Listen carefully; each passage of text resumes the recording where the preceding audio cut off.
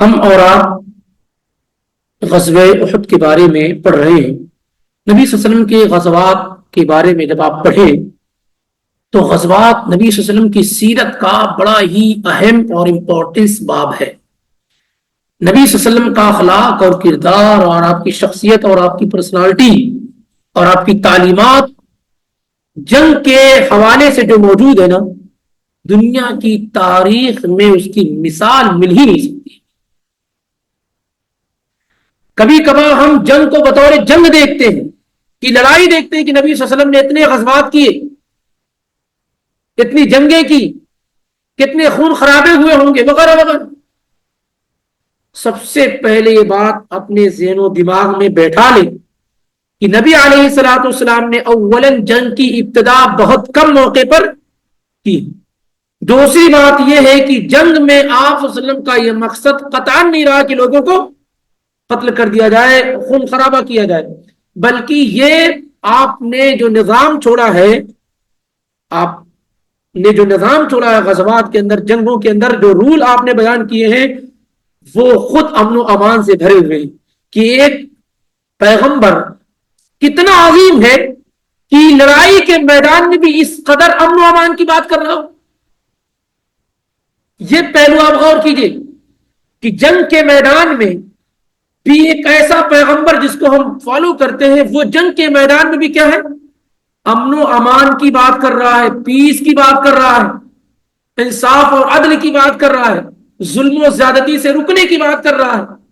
ایسے لوگوں کو جو جنگ نہ کر رہے ہوں، ان سے لڑائی نہ کرنے کی، ان کو قتل نہ کرنے کی، جو لوگ امن و امان مانگے ان کو امان دے دینے کی، عورتوں کو نہ قتل کرنے کی، بچوں کو نہ قتل کرنے کی، بوڑھوں کو نہ قتل کرنے کی، چیزوں کو نقصان نہ پہنچانے کی تھا۔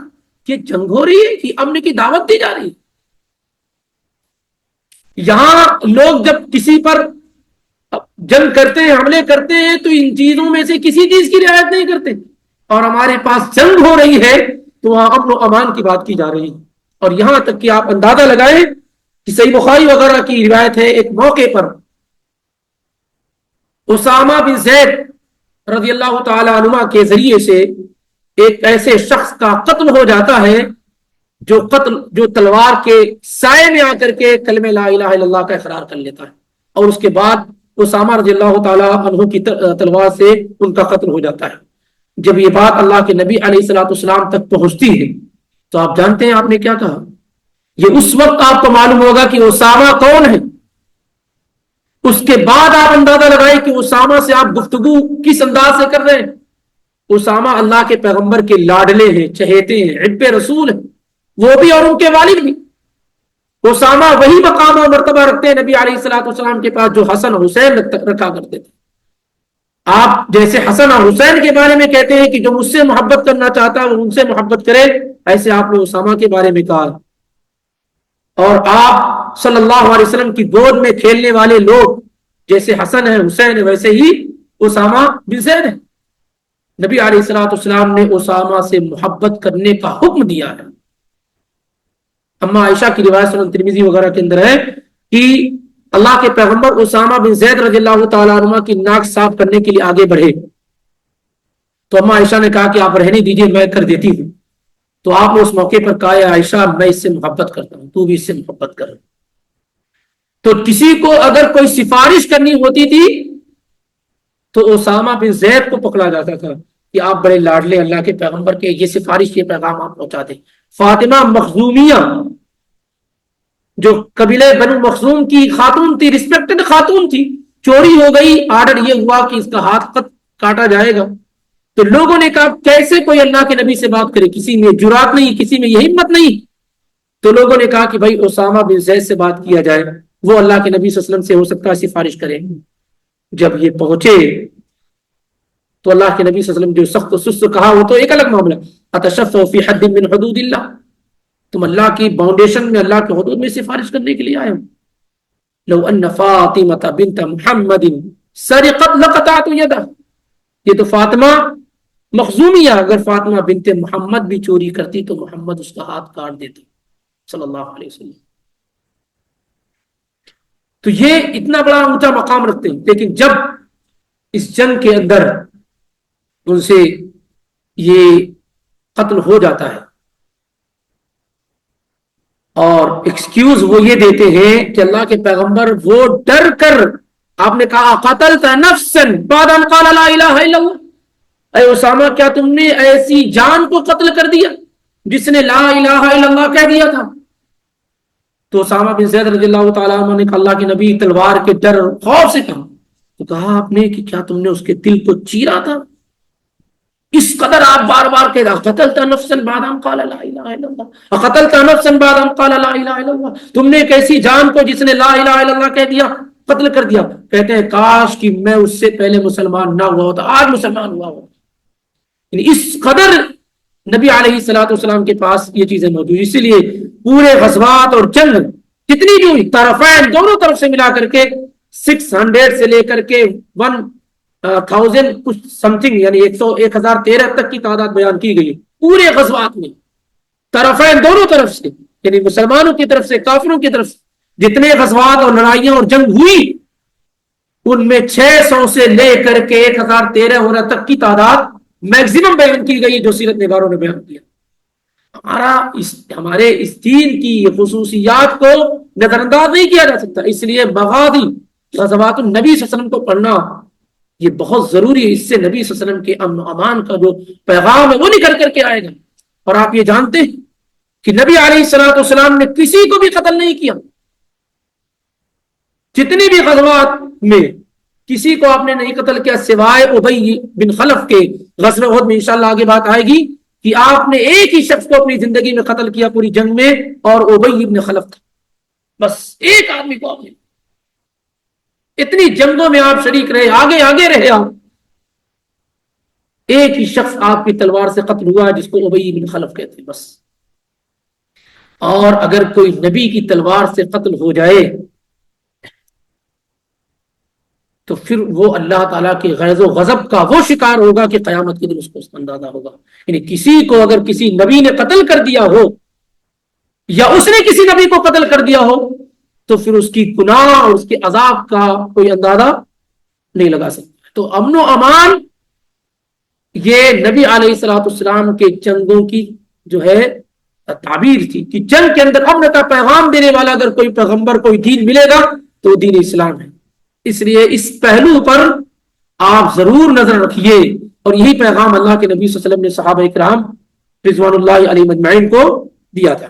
اسی کا ایک حصہ آپ کو بتاؤں، آج درس ہو ہی گیا ہے، اس کا ایک حصہ یہ ہے کہ اللہ کے پیغمبر صلی اللہ علیہ وسلم نے جب غزوہ احد میں ترتیب کر دی، جو پچھلے ہفتے میں گزر بھی چکا تھا، 50 تیر اندازوں کو آپ نے جبل عینین جس کو آج جبل الرمات کہا جاتا ہے وہاں کھڑا کر دیا، اور یہ پیغام دیا کہ یہاں سے ہٹنا نہیں، چاہے صورتحال جو بھی ہو جائے وہاں سے ہٹنا نہیں، فلا تبرحوا مکانکم، اپنی جگہ سے ہٹنا نہیں۔ آپ صلی اللہ علیہ وسلم سے مسلم میں یہ روایت موجود ہے کہ آپ صلی اللہ علیہ وسلم نے تلوار لی، اور تلوار لینے کے بعد آپ نے کہا من یاخذ منی ھذا، کسے یہ تلوار چاہیے، یہ تلوار کسے چاہیے؟ احد میں جب آپ نے ترتیب کر لی اس کے بعد آپ نے اعلان کیا کہ یہ تلوار کسے چاہیے؟ فبسطوا ایدیہم، سارے صحابہ ہاں مجھے، سب لوگوں نے کیا ہے ہاتھ پھیلا دی۔ تلوار ایک ہاتھ پھیلانے والے انیک ہو گئے، ہر شخص نے اپنا ہاتھ پھیلا دیا کہ اللہ کے پیغمبر مجھے چاہیے۔ اللہ کے نبی صلی اللہ علیہ وسلم نے کہا آگے فمن یاخذہ بحقہ، کون اس تلوار کو اس کے حق کے ساتھ لے گا، جو حق ہے اس کا اس کے ساتھ لے گا، یعنی کوئی مومن آدمی اس کی تلوار سے قتل نہ ہو اور کوئی کافر بچنے نہ پائے، یہ حق ہے۔ آگے اور بھی بات انشاءاللہ آ رہی ہے۔ تو اب سارے لوگ پہ کیا ہونے لگ گئے کہ اب یہ ذمہ داری ہو گئی، کہیں ایسا تو نہیں کہ میں اس کو پورا کر پاؤں یا نہ کر۔ تو ابو دجانہ رضی اللہ تعالیٰ عنہ کھڑے ہوئے، ابو دجانہ جن کا نام سماک بن خراشہ، سماک بن خراشہ، اور مشہور ہے کیسے؟ ابو دجانہ، ابو دجانہ، یہ کھڑے ہوئے اور کہا انا آخذہ بحقہ، یہ غزوہ بدر میں بھی شریک ہوئے تھے، بہت بہادر صحابی، تو انہوں نے کہا انا آخذہ بحقہ، اللہ کے پیغمبر میں اس کو اس کے حق کے ساتھ کیا ہے لیتا ہوں۔ فاخذہ، تو لے لیا فَفَلَقَ بِهِ هَامَ الْمُشْرِكِينَ، تو اس سے مشرکوں کے چکے چھڑا دیا، گاجر مولی کی طرح کیا ہے کاٹتے رہے۔ اب یہی روایت جو ہے، یہی روایت امام بزار نے، اسی طریقے سے امام حاکم وغیرہ نے اور تفصیل کے ساتھ ذکر کی ہے الزبیر ابن العوام رضی اللہ تعالی عنہ کے ذریعے سے، الزبیر ابن العوام کے ذریعے سے، کہ اللہ کے نبی علیہ الصلوۃ والسلام نے احد کے دن تلوار پیش کی، کس کو چاہیے؟ من یاخذ هذا السیف بحقہ، کون اس تلوار کو اس کے حق کے ساتھ لے گا؟ تو الزبیر ابن العوام کہتے ہیں اللہ کے نبی میں لوں گا۔ اور غزوہ احد کے اندر الزبیر ابن العوام رضی اللہ تعالیٰ عنہ کی بہادری ضرب المثل تھی، انشاءاللہ آگے بات آ رہی ہے، اور بہت عظیم صحابی تھے الزبیر ابن العوام۔ نبی علیہ الصلوۃ والسلام فرماتے ہیں لکل نبی حواری، ہر نبی کے باڈی گارڈ ہوتے ہیں، اور میرا باڈی گارڈ کون ہے؟ الزبیر ابن العوام، عشرہ مبشرہ بالجنہ میں سے ایک، اور نبی علیہ الصلوۃ والسلام کے پھوفی کے لڑکے صفیہ جو مسلمان ہوئی تھی، آپ کی پھوفیوں میں ایک ہی صحیح طور پر مسلمان ہوئی تھی جن کے بارے میں ہے، ان کے لڑکے تھے صفیہ رضی اللہ تعالی عنہ کے، الزبیر ابن العوام۔ تو وہ کھڑے ہوئے، انہوں نے کہا انا یا رسول اللہ، میں یہ تلوار اس کے حق کے ساتھ لیتا ہوں۔ تو فعارض عنی، اللہ کے نبی علیہ الصلوۃ والسلام نے اگنور کیا، یعنی ان کو تلوار نہیں دی۔ پھر آپ نے دوبارہ کہا، پھر وہ کھڑے ہوئے، آپ نے پھر ان کو تلوار نہیں دی۔ پھر آپ تیسری مرتبہ آپ نے کہا کہ کون اس تلوار کو اس کے حق کے ساتھ لے گا؟ فقام ابو دجانہ، تو ابو دجانہ رضی اللہ تعالیٰ عنہ جن کا نام سماک بن خراشہ ہے، وہ کھڑے ہوئے اور انہوں نے کہا کہ اللہ کے نبی میں اس تلوار کو لیتا ہوں۔ تو جب انہوں نے تلوار لے لیا تو آپ نے پوچھا، انہوں نے پوچھا ابو دجانہ رضی اللہ تعالیٰ عنہ نے، یا رسول اللہ بحقہ فما حقہ، اس کا حق کیا ہے؟ اس تلوار کو حق کے ساتھ لینے کا کیا مطلب ہے، کیا میننگ ہے اس کی؟ تو آپ نے فرمایا اللہ تقتل بہ مسلما ولا تفر بہ عن کافر، کوئی مسلمان قتل نہ ہو اور کوئی کافر چھوٹنے نہ پائے۔ قال فدفعه الیہ، الزبیر بن العوام کہتے ہیں کہ اللہ کے نبی نے ان کو تلوار سونپ دی، دے دی۔ وکان اذا اراد القتال عالم بعصابۃ قال قلت لانظرن الیہ اليوم کیف یصنع، اللہ کے پیغمبر نے جب تلوار انہیں دے دی تو الزبیر بن العوام یہ دیکھنے لگے کہ آخر اللہ کے پیغمبر نے مجھے نہیں دی، کیوں ابو دجانہ رضی اللہ تعالیٰ عنہ کو تلوار دے دی؟ کہتے ہیں فجعل لا يرتفع له شيء الا هتك وافراه، جہاں بھی گزرتے تھے جب میدان جنگ میں کسی کو چھوڑتے نہیں تھے، جو بھی سامنے آیا گاجر مولی کی طرح اس کو کاٹتے آگے جاتے تھے۔ حتی انتہا الی نسوۃ فی صفح جبل معهن ضفوف لهن، پھر وہ آگے بڑھتے بڑھتے ایک ایسی جگہ پہنچے جہاں عورتیں دف وغیرہ بجا رہی تھیں، اور پھر وہ ان کو اپنی طرف مائل کرنے کی کوشش کر رہی تھی اشعار وغیرہ کے ذریعے سے۔ تو تلوار جو اللہ کے پیغمبر نے دی تھی، اس تلوار سے اس عورت کو مارنا ہی چاہ رہے تھے کہ پھر پیچھے کر لیا، پھر کیا ہے پیچھے کر لیا اور واپس آ گئے۔ جب جنگ ختم ہو گئی تو میں نے پوچھا کہ تم نے اس عورت کو قتل کیوں نہیں کیا، کیوں نہیں مارا؟ تو کہا کہ میں مارنا چاہ رہا تھا، لیکن میں اللہ کے نبی علیہ الصلوۃ والسلام کی اس تلوار کا اکرام کرنا چاہتا تھا کہ اس تلوار سے کسی عورت کا قتل نہ کیا جائے، کیونکہ پورے زمانے نبوی میں جتنی بھی جنگیں ہوئی ہیں اس میں غالباً صرف ایک عورت کو قتل کیا گیا، بس پورے جنگ میں، جنگ نبوی جتنی بھی ہوئی ہیں اس میں صرف ایک ہی خاتون کو قتل کیا گیا، اور وہ بھی بصورت مجبوری کہ وہ خود بالکل جنگ کرنے پر آمادہ تھی، نقصان پہنچا رہی تھی، تو اسے قتل کیا گیا۔ باقی یہ ہے کہ عورتیں اگر آ بھی جاتی تھی راستے میں تو ان کو کیا ہے سائڈ کیا جاتا، حالانکہ کافروں کی طرف سے آتی تھی، نقصان بھی پہنچانے کی کوشش کرتی تھی، لیکن کیا ہے نظر انداز کر دیا جاتا تھا۔ بہرحال اب اس کے بعد جنگ کی جو صورتحال ہوتی ہے، کس طریقے سے جنگ شروع ہوتی ہے، باذن اللہ اس کو بہتر ہے کہ آئندہ ہفتے میں رکھیں گے، اور یہ آج مختصر ہی درس رہا اس کا، اور پورا جنگ کا نقشہ اللہ نے چاہا تو آئندہ ہفتے میں زیادہ وقت لے کر کے سیرت کا تفسیر کا وقت کم کر کے اس کو مکمل کیا جائے گا باذن اللہ۔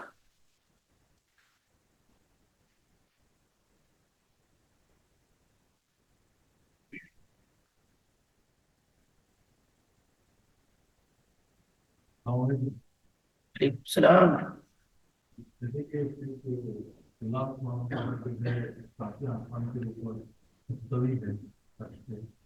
لیکن جو تہجد کا وقت میں پہلے آسمان سے آتا ہے کیا؟ یہ تو صحیح بخاری اور مسلم کی روایت ہے ابو ہریرہ رضی اللہ تعالی عنہ سے، ينزل ربنا تبارك وتعالى في كل ليلة إلى سماء الدنيا حين يبقى ثلث الليل الأخير، جب رات کا آخری حصہ باقی رہ جاتا ہے تو اللہ تعالیٰ سمائے دنیا پر، یعنی وہ آسمان جو ہم سے قریب ہے، نزول فرماتا ہے اور کہتا ہے کوئی مانگنے والا جس کی مانگ کو میں پورا کروں، ہے کوئی روزی کا طلبگار میں اس کو روزی دوں، اور یہ ہر رات ہوتا ہے، وذالک فی کل لیلۃ، اور ایسا ہر رات ہوتا ہے۔ تو اللہ تعالیٰ کا نزول فرمانا، اور یہ نزول ہی اس بات کی دلیل ہے کہ اللہ بلندی پر ہے، کیونکہ اترنا کب ہوتا ہے؟ آدمی کہاں سے اترتا ہے؟ اونچائی سے۔ تو نزول خود اس بات کی دلیل ہے کہ اللہ تعالیٰ کیا ہے؟ بلندی پر ہے، لیکن اس نزول کی کیفیت ہمیں معلوم نہیں ہے کہ اللہ تعالیٰ کے اترنے کی کیفیت کیسی، جیسے آپ ہم اترتے ہیں تو بیان کر سکتے ہیں فلاں سے اتر رہے ہیں، فلاں سے اتر رہے ہیں، لیکن اللہ تعالیٰ کے نزول کی کیفیت کا علم ہمیں کیسے اللہ تعالیٰ اترتا ہے۔ کوئی پوچھے کہ کسی کے ساتھ اترتا ہے، کسی چیز سے اترتا ہے، کہیں کہ کچھ نہیں معلوم۔ اللہ تعالیٰ اپنی شان کے اعتبار سے اترتا ہے، یہ اللہ نے بیان کیا ہے، وہ ہمیں کیفیت نہیں معلوم۔ واضح؟